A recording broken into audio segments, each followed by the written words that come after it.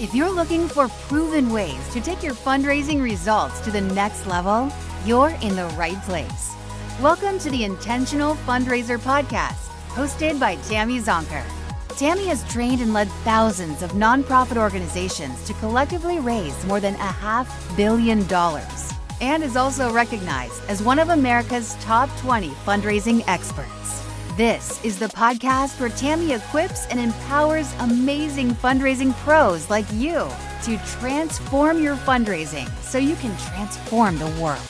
And now, let's hear from Tammy. We'll start the show in a moment after a word from a few amazing fundraisers about what they value most as members of Tammy Zonker's Fundraising Transformers community. I have had the honor of learning and growing from Tammy. She has really helped us understand how to communicate better with our donors, how to make sure that our mission is at the front line of their decision making, and she has just been an absolute joy to learn from. That's Stevie Shoemate from Chapters Health Foundation in Tampa, talking about how being a growth member is helping her communicate better with her donors. When you join Tammy's Fundraising Transformers community as a growth member, you get live training and coaching with Tammy twice each month. You can get your burning questions answered during her live Ask Me Anything sessions. You get to join in Tammy's live weekly hot topic discussions. You can engage with other fundraising pros like you in her private and safe online community. And you get 24/7 access to her growing library of on-demand fundraising training videos and tools. Here's Jenna Sapluski from the Coalition for Children, Youth, and Families in Milwaukee talking about how being a growth member in Tammy's Fundraising Transformers community is helping her grow her capacity, her skills, and her confidence as a fundraiser.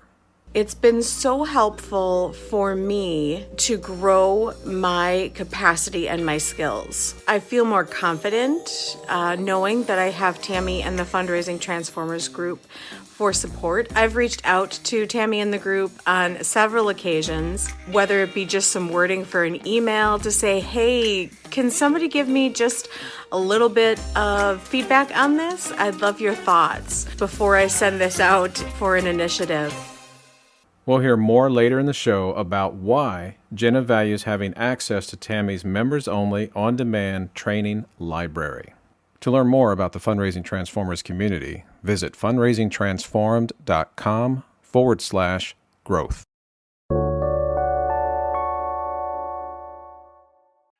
In our fast-paced lives, we don't always take time for reflection, whether it's at the end of a project, the end of the year, or even the end of an era, to look back and really distinguish the valuable lessons that we've learned. In today's show, I'm going to share with you 5 important lessons I learned in 9 years as a Chief Philanthropy Officer. If you've attended a conference where I've spoken in the last several years, you've likely heard me talk about the Children's Center in Detroit. I've had the pleasure of working with the Children's Center for nearly 20 years in total.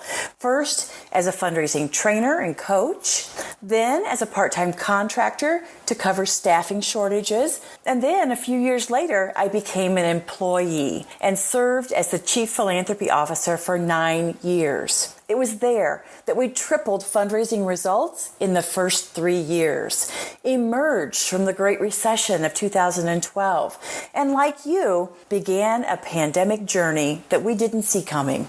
I resigned from the Children's Center 6 months ago to devote my full attention to my company, Fundraising Transformed. It's only now 6 months later, the insights from those 9 years are emerging. As they say, you can't see the forest when you're in the trees. So today, I want to share 5 important lessons I learned in 9 years as a Chief Philanthropy Officer. Insights that I hope will help you be more intentional, more resilient, and to become a more effective fundraiser and leader. Lesson number 1, don't lose your fundraising superpower when you join the C-suite. It's an honor to sit at the C-suite table. As a Chief Philanthropy Officer, you're in a position to truly influence the impact of those your mission serves. It's on you to lead the fundraising strategy, to lead the team that executes that strategic fundraising plan. It's on you to engage your CEO, your board members, your development committee, to mobilize volunteer leadership, to support fundraising, and you undoubtedly have your own top donor portfolio to manage as well. No problem. This is what got you where you are now. This is what you were made for. It was your fundraising success and your passion for philanthropy that got you to the C-suite in the first place. You got this. But I confess, nothing prepared me for the management accountabilities of this role. 2 or 3 hour weekly meetings with the executive leadership team, half and full day monthly meetings, meetings about space planning, meetings about real estate, meetings about accreditation, meetings about financials, meetings about staff, systems, protocols, policies, and programs. Sometimes we had meetings about upcoming meetings. Now, this is not a dig, or I'm not condemning the Children's Center at all. This is part of being in the C-suite, and it happens everywhere. Organizations simply don't run themselves. This is just the glamorous work at the top. And even as I joke about it, I recognize that having a seat at the executive leadership team table, it really is a privilege, and I'm grateful to have had it for 9 years. But this part of being a Chief Philanthropy Officer should not consume more time and energy than your primary role: raising money, building relationships, developing your team, equipping your CEO and board to engage supporters or likely supporters. This is your unique value proposition, your subject matter expertise. This is why your organization, and certainly those you serve, are counting on you. This is what they count on you to deliver. Notice I said organizational management shouldn't consume more time and energy than philanthropy-related activities. Time and energy are two very distinct things. So let's break down the distinction between time and energy. Time, the actual number of hours spent on organizational management compared to your time engaged in philanthropy-related priorities. This can be assessed very quickly simply by color-coding your calendar. Whether it's an electronic calendar or a paper calendar, just commit yourself to putting everything in your calendar, and this can really be an aha moment for many people. When you find the ratio of time spent on organizational management versus fundraising or fundraising team management is out of balance, or the scale is tipping further than you'd like towards management, you can then self-correct or have a candid conversation with your CEO about your time and your priorities. You could possibly suggest adjusting the executive leadership team meeting agenda so that items that you need to be present for are at the beginning of the meeting. And perhaps you could excuse yourself after those items are covered. Maybe you could share your point of view about a specific topic or issue before the meeting in lieu of attending. Or maybe you commit to submitting your information, your point of view in writing, and reading the post-meeting action items.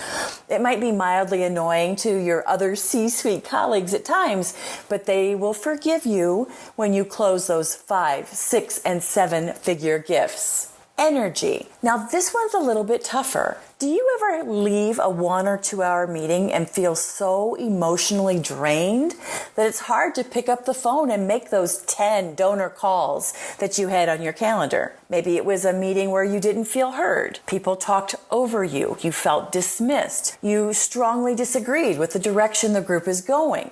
You're feeling the pressure to raise even more money, to overcome maybe unplanned reductions in programmatic revenue or under billings, right, in government reimbursements. The weight of it all can be really immobilizing at times. You need a mechanism to shift your mindset, your mood, your energy when that happens, so you can do the work you were born to do, the work people are counting on you to do. Our donors and probable donors deserve the best of us. For me, at the Children's Center, that might mean I grab a children's book and go to the lobby to read with children while they wait for their therapist or their psychologist. Like, that could course correct that mindset. It could bring energy and purpose. It could remind me why I do this work. It might mean walking around the block in the fresh air or feeling the sun on your face. It could mean taking 5 minutes to read something that inspires you. Shake off that low energy, that frustration from the management accountabilities, and get after it. Go fundraise. Connect with your donors. Viktor Frankl, author of Man's Search for Meaning and survivor of horrific Nazi concentration camps, said, quote, "Between stimulus and response, there is space. That space is our power to choose our response. In our response lies our growth and our freedom." End quote. You need a powerful context to inspire you when your spirit is low, when your energy is low, so that you can shift and do the work. Lesson number 2, the safe path isn't that safe. Playing it safe is seriously overrated. At my first board meeting at the Children's Center, I said we would approach budgeting conservatively, but I believed we could triple fundraising revenue in 3 years. Now, I'll never forget the silence that fell over that room, the eyes darting up over their reading glasses, some wondering if they had heard me correctly, and some, without saying it, thought and looked at me, made direct eye contact, and you could just see they were thinking, hell yeah, let's do this. We need this. Our kids need this. Was that safe? Was it safe to speak such an audacious goal out loud? No, of course not. But I had the data. I had done the homework and calculated the impact of reducing dependency on event-based fundraising. I had done the projections on increasing our donor retention incrementally each year, developing a major donor program, expanding relationship-based institutional fundraising with foundations and our corporate partners, applying donor-centric best practices to our multi-channel campaign strategy. And thankfully, I had the trust of my CEO and the board, or at least a majority of board members. Trust built over time by consistently delivering excellence no matter the role, whether I was on staff or whether I was a contractor. I have found that when you leverage your data to inform strategy and can project a return on investment and can explain that data-informed logic to your CEO, to your board, you will inspire trust. You establish your expertise. And you can use that data to justify investment in your philanthropy program. Perhaps this is the year to invest in your philanthropy program, to take a risk, to set budget dollars aside for testing, or to pilot a new fundraising idea, or to scale one of your fundraising initiatives that's been performing well. Investment might look like adding staff or enhancing infrastructure, a new donor database management system, wealth screening or prospect research tools. Maybe it's team training or consulting expertise that you want to bring in. As one of my consulting clients said, give our team $1 and we'll turn it into $5 back to the organization. You must spend money to make money. Yes, aspirational growth is risky, but complacency is even riskier. We're back with growth member Jenna Zapluski from the Coalition for Children, Youth, and Families in Milwaukee, talking about how having 24/7 access to Tammy Zonker's on-demand training library is helping her become a better fundraiser. Since joining the Fundraising Transformers group, I have had the opportunity to go back and rewatch a host of trainings on such a wide variety of topics, from how to work with my team members inside my organization to how to get my board excited and passionate about fundraising, and topics like how to reach out to a donor and how to get a meeting with a donor. Here's Stevie Shoemate from Chapters Health Foundation in Tampa, sharing that as a growth member in Tammy's Fundraising Transformers community, you're never alone. how members of the community support one another by sharing resources and lessons learned to help solve tough fundraising problems. You oftentimes learn from other people across the entire country, which is really nice because it helps you understand that you're not alone in your fundraising challenges. I was just sharing with someone the other day that it really helped me feel like I wasn't the only one experiencing these challenges, knowing that someone from New York or New Hampshire or Texas, people all over the U.S. with varying communities and different fundraising strategies, we're all in this together. At the end of the show, we'll hear why members enjoy learning from Tammy and what you can expect when you join as a growth member in her Fundraising Transformers community.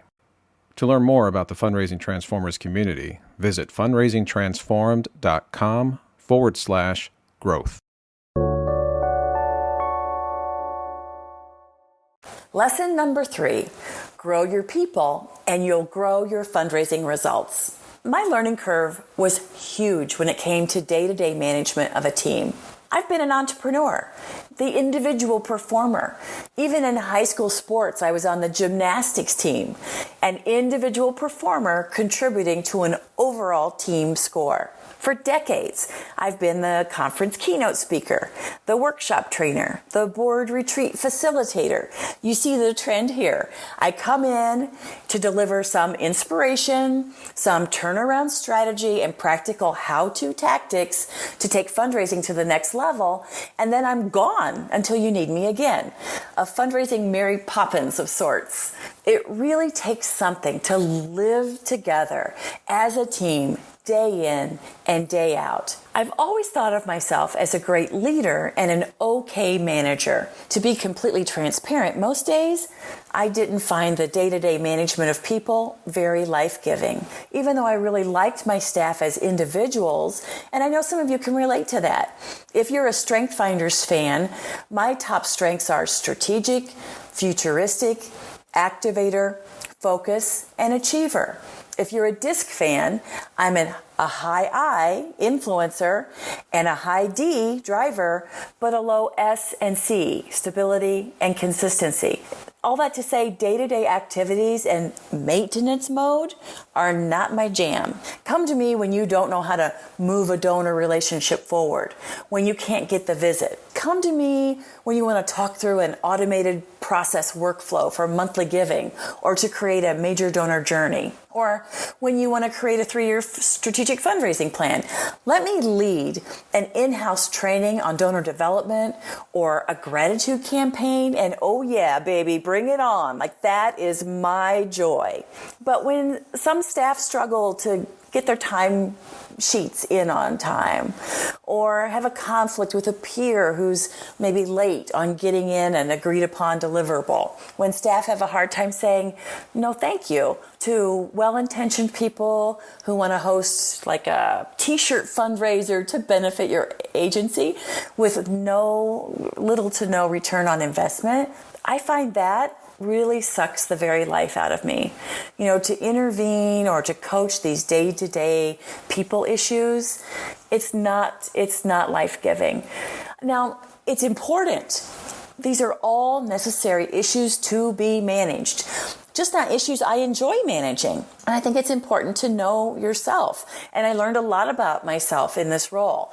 You know, in hindsight, 6 months out of the woods, I can see the opportunity to invest more time in developing staff to solve their own issues, to help them source their own solutions, to take a 360-degree view of any given issue or challenge with them, to talk it out more thoroughly. In hindsight, the time invested in growing the skills, the confidence, and the competence of staff is almost always the right choice. And I didn't always have the patience to do that. Staff yearn to grow and to develop themselves and to share their own expertise and their experiences with others. No matter how seasoned a fundraiser you are, there is always more to learn, including learning fresh perspectives from newer fundraising pros that are on your staff, or maybe team members with a niche expertise, such as peer-to-peer fundraising or institutional fundraising. Like, the list goes on and on. Sometimes it feels easier to think it's faster to do it myself than to train an already busy staff member in a new fundraising skill. Or it's faster to do it myself than to coach them in navigating team dynamics or opportunity evaluation. And that's true from a short-term lens. But the investment of time to train, coach, and develop staff in the short term absolutely pays immeasurable long-term benefits. More money raised, staff satisfaction and retention, increased donor trust and congruency, and it also supports team succession benefits and more. The list does go on. It reminds me of that African proverb that I find so inspiring.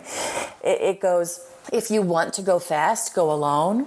If you want to go far, go together. So I'm still unpacking this lesson. There's so much that I did learn, so many opportunities I see to grow and develop myself as a leader, leading others. And so that was an important lesson. Lesson number 4. Find your board champions. You won't always have the will and support of the entire board, but you absolutely must find your board champions. The board members who believe in you, who have your back. The board members you can count on to lift up your fundraising achievements and to rally the other board members when fundraising times are tough. This unicorn of a board member is not a yes person who blindly supports you, but rather they're the person or persons who take the time to understand your strategy, to constructively poke holes in it, to ask the tough questions, not to make you wrong, but to strengthen the plan or affirm that you have done your due diligence. You've done the work. They ask questions so they can get behind the plan, explain it to others, lean into it. And then when the course is set, they're among the first to step up and participate in a manner that leverages their unique expertise, passion, and influence. And that is a game changer. They may or may not also serve on the development committee, and that's a good thing.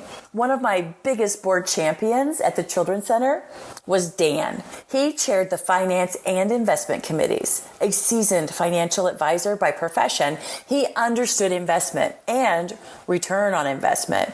He also understood long-term strategy, and no one was more passionate about helping children become the amazing people they were born to be than Dan and his amazing wife, Patricia. They consistently walked the talk.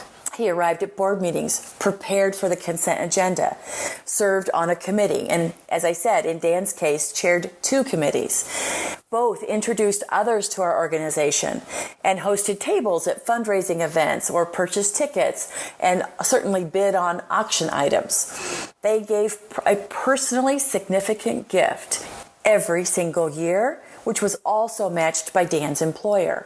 Both were tremendous champions for the cause of philanthropy. Finding your board champions shouldn't be left to luck or good fortune.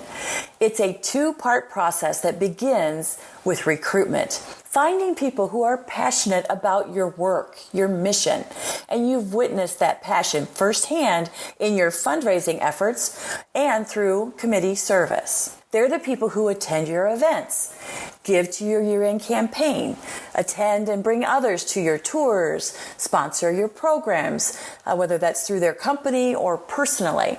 And hopefully, you're recruiting new board members from your active committees. That's Part 2, adhering to a practice, a commitment that board nominees must have a minimum of demonstrated service on a commitment. Maybe it's a minimum of 1 year. Maybe it's 2 years. I wish you all a board full of champions. Lesson number 5, find your $1 million idea. The Children's Center was founded in 1929 by Senator James Couzens. This was at the peak of the Great Depression. The stock market was plummeting, and some were so distraught that they were ending their own lives and leaving behind children to fend for themselves. The Children's Center was created to meet the needs of orphaned and abandoned children and to address their mental health needs, their basic needs. Fast forward 92 years, nearly 7,500 children and families receive mental and behavioral health services, trauma-informed treatment for abuse and neglect, perhaps foster care management, adoption, or independent living services, in addition to getting access to the basics like clothing, food, homework help, and enrichment programming. Whether your organization has been around for 92 years or longer, or whether you're a brand new organization, the board must cast an aspirational, dare I say, audacious vision. As fundraising legend Gerald Panis always said, quote, "People give to the magic of an idea.